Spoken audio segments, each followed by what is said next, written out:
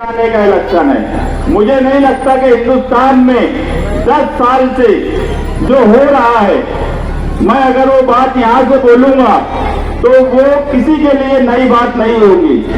हर आदमी, उसमें कोई मजहब का सवाल नहीं है। हिंदू मुसलमान हर मजहब के लोग ये महसूस कर रहे हैं कि इन 10 सालों में उनका वजूद इस मुल्क में खत्म हो रहा है। ये अपना वजूद बचाने की लड़ाई है। हमने जिंदगी भर कांग्रेस के खिलाफ लड़ाई लड़ी, मगर आज ये वक्त वो लड़ाई लड़ने का नहीं है। आप 20 मई को सोबत आई बच्चाओं के 2 नंबर बटन को दबाकर उन्हें भारी अक्सरियत से कामयाब करें। इसके बाद मैं जो महसूस कर रहा हूं कि सबसे पहले जब इलेक्शन शुरू हुआ तो तुमने ही संविधान सुरक्षा यात्रा निकाल के इलेक्शन की शुरुआत की। उस वक्त भी हमने तमाम ही सियासी पार्टी मजहबी तंजीमों को उस प्रोग्राम में बुलाया ताकि ये मैसेज जाए कि हम में इत्तेहाद है, और वो मैसेज हमने दिया। उसी का नतीजा है कि आज शहर में एक इलेक्शनी माहौल धीरे धीरे बना, और ये घाटे हुए मारता हुआ जो समुंदर है, ये उसकी एक निशानी है। मैं ये देख रहा हूं कि ये महाराष्ट्र, अगर मैं कहूं कि इस मुल्क में अगर बदलाव आएगा तो इस मर्तबा महाराष्ट्र से आएगा। आप यकीन मानो, एक वक्त जब अभी पिपलगांव में मोदी वजीर आजम आए तो मैं लाइव सुन रहा था। मैंने इससे पहले 10 सालों में नहीं देखा कि उनके सामने कोई खड़ा होकर ये बोल रहा है कि प्याज पर बोलो, तो वो बोल रहे हैं जय श्री राम जय श्री राम, वो बोल रहे हैं प्याज पर बोलो। हमको इनके जय श्री राम पे भी कोई एतराज नहीं है और कभी नहीं रहेगा। हमको एतराज है नत्थू राम पर। ये मुंह में राम और बगल में नत्थू राम की जो पॉलिसी है, हमें उस पर एतराज है। हम हमेशा बोले कि ये मुल्क गांधी की विचारधारा पे चलने वाला मुल्क है, और गांधी की सोच ही जो है इस मुल्क को आगे पहुंचाएंगी। अगर मैं कहूं कि 2024 का इलेक्शन आजादी का इलेक्शन है, गांधी ने तुमको आजादी दिलाई, मगर गांधी ने कभी इस मुल्क में वोट नहीं दे सके। 1947 में फिरका परस्तों ने गांधी को कत्ल किया, और पहला इलेक्शन पार्लियामेंट का 1952 में आया। हमें गांधी के लिए वोट देना है, हमें मौलाना अब्दुल कलाम आजाद के लिए वोट देना है, हमें निहाल साहब के लिए वोट देना है। कल प्रचार 5 बजे खत्म होगा। यहाँ पर बैठा हुआ हर आदमी अगर अपने अपने मोहल्ले से वोट निकाले, माओ बहनों से रिक्वेस्ट करे, और वोट का परसेंटेज पिछले तमाम पार्लियामेंट के इलेक्शन का अगर रिकॉर्ड तोड़ देता है तो आप जीतेंगे। वोट जो है, वोट कोई मामूली हक नहीं है हमारा। आप समझ लो, दस्तूर ने हमें वोट का हक क्या दिया है कि एक वजीर आजम भी अगर बूथ पर जाता है तो एक ही वोट देता है, और यहाँ बैठा हुआ आदमी भी जाएगा तो एक ही वोट देगा।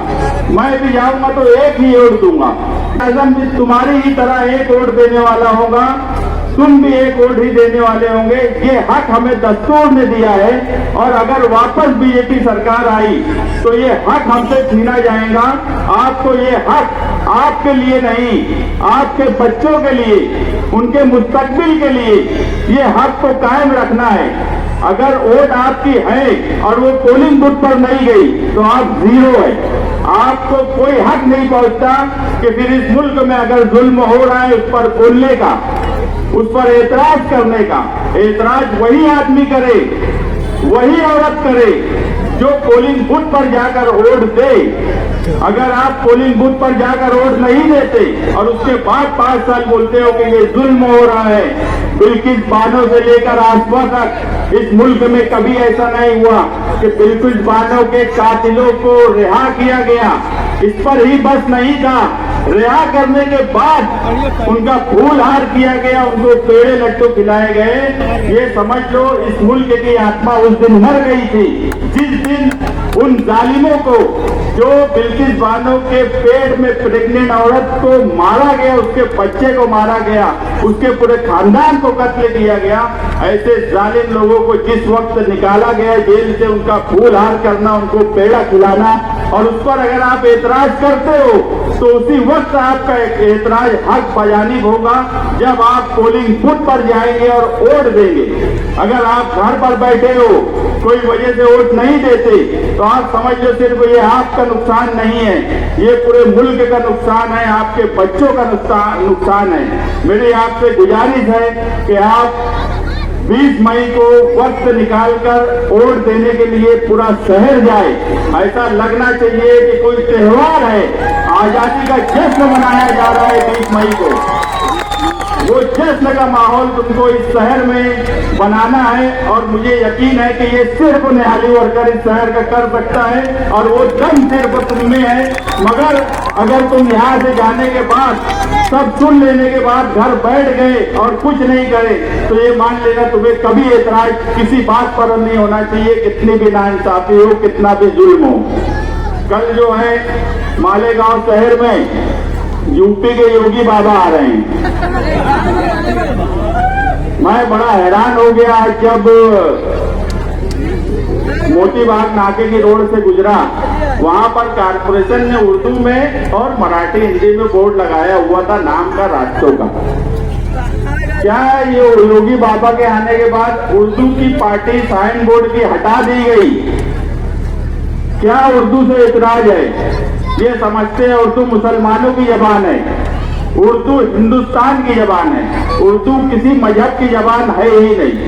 मगर मैं छोटा था तो दूरदर्शन पे महाभारत देखा करता था, तो उस वक्त रावण के सामने जब हनुमान आते थे तो रावण को समझ में नहीं आता था क्या किया जाए। वैसे ही इस मुल्क में योगी का हाल है कि मुसलमान दिख जाए, उर्दू कहीं दिख जाए तो इनको क्या घबराहट होने लगती है, ये समझ में ही नहीं आता है। मगर मैं एक बात बोल दूं, इलेक्शन 20 मई को हो जाएगा, योगी जी भी चले जाएंगे, इंशाअल्लाह तुम्हारे उम्मीदवार भारी अक्सरियत से चुन के आएंगे। मगर इस शहर में हम हैं, हम रहेंगे, कारपोरेशन भी रहेंगी। किसकी मजाल थी कि वो बोर्ड उर्दू का हटाया गया, उसका हिसाब किताब तो हम निहाली वर्कर लेंगे। क्योंकि मैं बोला कि दबदबा था, दबदबा है, दबदबा बना रहेगा। इस मुल्क में, इस शहर में अगर कोई ये समझता है कि किसी लीडर के आने पर वो इस शहर की शनाख्त मिटाएगा, तो उस कारपोरेशन से भी निपटना हम जानते हैं। मैं आपसे दोबारा ये गुजारिश करूंगा कि वोट आपका हक उस वक्त तक है जब वो पोलिंग बूथ पे जाएगा। आप जब पोलिंग बूथ पर जाओ, बटन 2 नंबर की दबाओ, तो आप यकीन मानना कि उस वक्त ही इस मुल्क को इंसाफ मिलेगा, आपकी नस्लों को इंसाफ मिलेगा। घर बैठे हुए वोट नहीं देकर अगर आप नाइंसाफी पर और किसी भी अत्याचार पर कोई बात बोलते हो तो आप जीरो हो। आप ना अपने मुल्क के लिए हो, ना अपने खानदान के लिए हो। आप वोट देने जाइए, आप वोट देने जाइए, आप वोट देने जाइए। इतनी गुजारिश करके मैं अपनी बात खत्म करता हूँ। जय हिंद, खुदा हाफिज। जिम्मेदारान भाई मस्जिद करीब में है, एहतराम करें।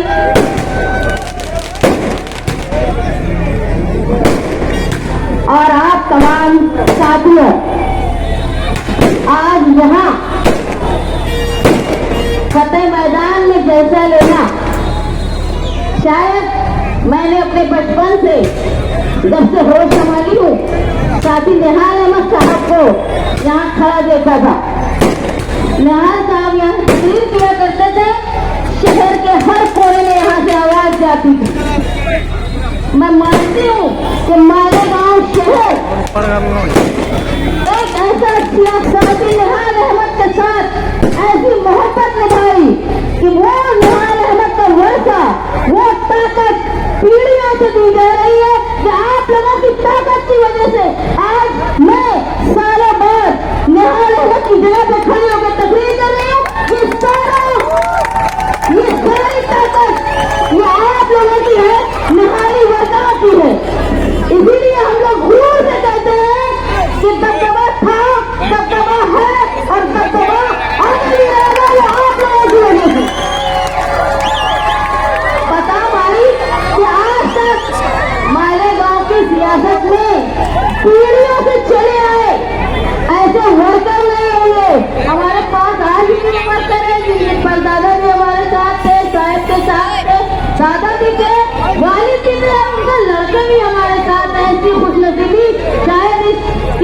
आदिवासी खानदान को किसी ने दिया होगा जो मालेगांव शहर शादी निहाल अहमद को दे रहा है। आप लोगों का यहाँ आना, हमारी इलेक्शन में हिस्सा लेना, सबसे अहम बात यह है कि हिंदुस्तान का दस्तूर खतरे में और हिंदुस्तान के दस्तूर को बचाने की जिम्मेदारी सबसे बड़ी किसके कंधों पे है, जिसको सबसे कमजोर कौन मानी जाती है, तुम्हारे कंधों पे है, अकलियत के कंधों पे है। हम हिंदुस्तान में मान लो कि 140 करोड़ की आबादी में हम 12-14% वालों के ऊपर ये जिम्मेदारी है कि हम संविधान को बचाएं। और आज तक इस कौम ने हमेशा से हिंदुस्तान के खूबसूरत दस्तूर को बचाने की कोशिश की है और बदले में हमको क्या मिला? वो जो शेर है अल्लामा इकबाल का, बर्फ गिरती है तो बेचारे मुसलमानों पर। ये तकलीफ हमारी है कि हमने आज हमको हमारी सियासत में ओर देने का मजबूरी का सौदा माना जा रहा है। आप बुरा मत माने, लेकिन हमारी दिली तकलीफ है ये कि हमको हरिशंकर महाले के बाद से और खास तौर पर 2014 के बाद से हमको कोई पसंदीदा उम्मीदवार को हमने वोट नहीं दिया। हमने किसको हराना है तो जो जीतने वाला है उसको मजबूरन वोट दिया। और इसकी जिम्मेदार मैं मानती हूँ, जब जनता दल सेकुलर के रहनुमा देवी गौड़ा उन्होंने बीजेपी के साथ पैक्ट किया तो हमने जनता दल छोड़ने का फैसला किया। उस वक्त तमाम पार्टी के जिम्मेदारान, चाहे वो शिवसेना हो, चाहे राष्ट्रवादी हो, चाहे कांग्रेस हो, वो आए हम लोगों के पास कि भाई हमारी पार्टी में शामिल हो। लेकिन हम लोग तब भी कांग्रेस में जाना पसंद नहीं किया था और आज भी जाना पसंद नहीं करेंगे और इंशाअल्लाह आगे भी जाना पसंद नहीं करेंगे, क्योंकि हिंदुस्तान में आज जो 2014 से जो हालात आए ना, उससे पहले साथी निहाल अहमद साहब कहा करते थे कि मैं महसूस करता हूँ कि हिंदुस्तान में जिस तरह कांग्रेस छोटी और इलाकाई पार्टियों को खत्म करने का काम कर रही है, उसकी वजह से एक वक्त ऐसा आएगा कि वो भी खत्म हो जाएगी। वो वक्त आ गया। लेकिन आज कौन उनको संभाल रहा है? यूपी की साइकिल, बिहार का कंदील, आज वही छोटी पार्टियों के ऊपर उनको भरोसा है जो संभाल रहे हैं। मैं ये मानती हूँ कि अगर इंडिया ये अलायंस बना और आज जो हिंदुस्तान में एक भ्रम है कि मोदी का इक़्तिदार खतरे में है, उसकी सबसे बड़ी वजह है जनता परिवार, सोशलिस्ट लोग, वो लोग जो इन्होंने ऐसी हवा बनाई। हिंदुस्तान की सबसे बड़ी रियासत यूपी और अल्हम्दुलिल्लाह मालेगांव शहर में 70% आबादी यूपी से आए हुए लोगों की ही है। तो ऐसा माहौल बनाया कि सबसे बड़ी रियासत में जहां कांग्रेस को खड़े रहने की जगह नहीं थी, वहां अखिलेश यादव ने उनको इस ताकत पहुंचाई कि आज वो हिंदुस्तान भर में एक ताकत बन रही है। हमारी आपसे कोई नाराजगी नहीं है, लेकिन हमारी नाराजगी उस वक्त रहती है कि जब इक़्तिदार में आ जाते हैं तो भूल जाते हैं कि भाई यही अक़लियत थी जो तुमको संभाली, तुमको बनाई और 70 साल हिंदुस्तान में राज करने के काबिल बनाई। मेरी आप लोगों से दरख्वास्त है कि ये इलेक्शन हो जाने के बाद अगर अल्लाह का फैसला रहा और यहाँ से हिंदुस्तान से ऐसे शरपसंद जो अक़लियत को दबाने का काम करते हैं उनका खात्मा हुआ और इंडिया गवर्नमेंट बनी, तो उस वक्त ये मत भूल जाना कांग्रेसियों, ये मत भूल जाना कि हिंदुस्तान में दस्तूर को बचाने का काम मुसलमानों ने ही किया है और वही कर रहे हैं। नेहा साहब बोला करते थे कि कांग्रेस में मुसलमानों की ऐसी हैसियत है जैसे बारात में बैंड बाजे वालों की होती है। जैसे ही दुल्हन का घर आता है बैंड बाजे वाले बाहर, लड़के वाले अंदर, वैसे ही मुसलमान बाहर गवर्नमेंट में और इक़्तिदार है, सब चीज उनका हलवा दूसरी तरफ। लेकिन अब हम ये इंशाअल्लाह ये जो मजबूरी का इलेक्शन है, ये हमारी तकदीर में मैं अल्लाह से दुआ करूं कि आखिरी मजबूरी का इलेक्शन होना चाहिए। अब आने वाले इलेक्शन में हम मजबूरी से वोट नहीं देंगे। अब आने वाले इलेक्शन में पार्लियामेंट में हम अपनी पसंद से वोट देंगे, ये ताकत हम बनाएंगे मालेगांव शहर में। आप लोगों ने यहाँ आके इस बात को अहमियत दी कि बोला जाता है कि भाई मुसलमान लोग जो है वो फिरका परस्त होते हैं। मालेगांव जो है वो हिंदुस्तान की सबसे बड़ी सेकुलरिज्म की मिसाल है।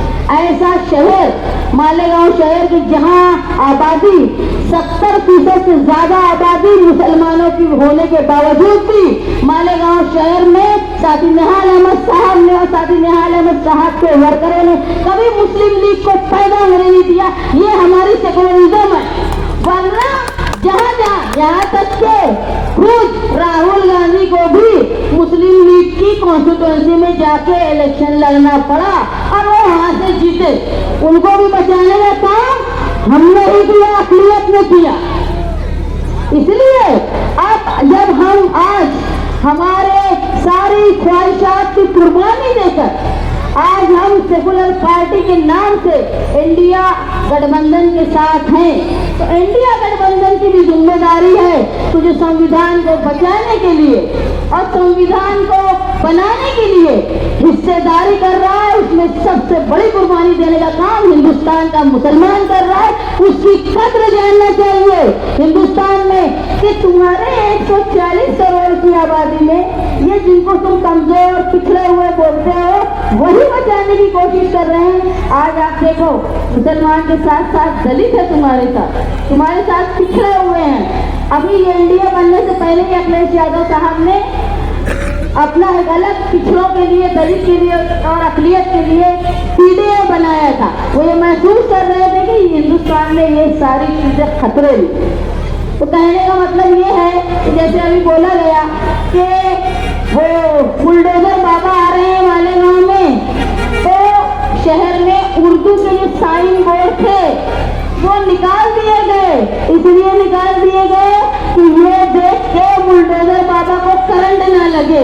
तुम सोच रहे तुम्हारी ताकत क्या है, तुम लगाना नहीं चाहते हो करंट, तो भी तुम्हारे बोर्ड में उर्दू देख के उनको करंट लग जाता है। तो अब वक्त आया है कि हमको 20 मई को बटन दबा के करंट देना है उनको। हम चाहते नहीं करंट देना, लेकिन अब वक्त आया है कि हमको 20 तारीख को 2 नंबर की बटन जिसमें डॉक्टर शोभा बच्चा उम्मीदवारी कर रही है, उनके पंजा निशान पे ये हमारा दिल है। हम जिनका साथ देते वो दिल से देते, छुपा के नहीं देते लोगों को देता। याद रखना कि पंजा निशान पर तुमको वोट देना है पार्लियामेंट के इलेक्शन में। उसके बाद हम भी यहाँ है, पंजा भी है, घड़ी भी है, हमारा वक्त आएगा जब हम देखेंगे। और वही आज जो हमेशा पंजा दिखाने का काम हिंदुस्तान में किया ना कांग्रेस ने, आज वही मुलायम की तंजीर लेके जो प्लेन में बैठने वाली कांग्रेस साइकिल पर चल कर हिंदुस्तान में सफर कर रही है। उनको ये बता देना है कि भाई जब हम चलते हैं साइकिल पे तो प्लेन वाले भी ऊपर से ताकते हैं नीचे। आप लोग आने वाले इलेक्शन की जो पोलिंग का दिन है उस दिन अपनी तमाम मसरूफियत को बालाए ताक रखते हुए हिंदुस्तान के खूबसूरत दस्तूर को बचाने के लिए, अपने बच्चों के मुस्तकबिल को महफूज रखने के लिए हमारी जिम्मेदारी है कि फिर एक बार हमको कांग्रेस को सहारा देना है।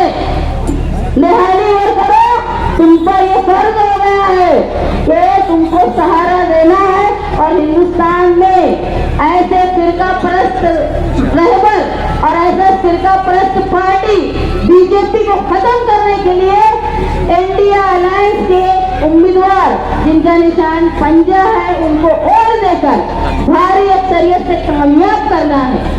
आप लोग यहाँ आए और साथी निहाल अहमद साहब की तारीखी जगह है, जहाँ साथी निहाल अहमद साहब अपने ख्यालात का इजहार किया करते थे। मेरी आप लोगों से दरख्वास्त है कि ये सारे निहाली वर्कर खड़े होकर एक अहद करें कि भाई हमको अहद करना है। मेरी दरख्वास्त है आप लोगों से कि आप खड़े होकर निहाली वर्कर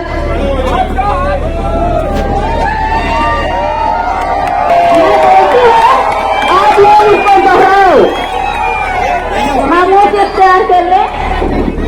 भाई ये लगना चाहिए, करंट देना है अपने को, और ऐसा करंट देना है मालेगांव से कि ये नागपुर के जनसंघी आरएसएस वालों को झटका लगे। तो मेरी जिम्मेदारी निहाली वर्करों की है, मैं बोलती हूँ आप लोग दोहराओ। हम निहाली वर्कर देश की 140 करोड़ आवाम से वादा करते हैं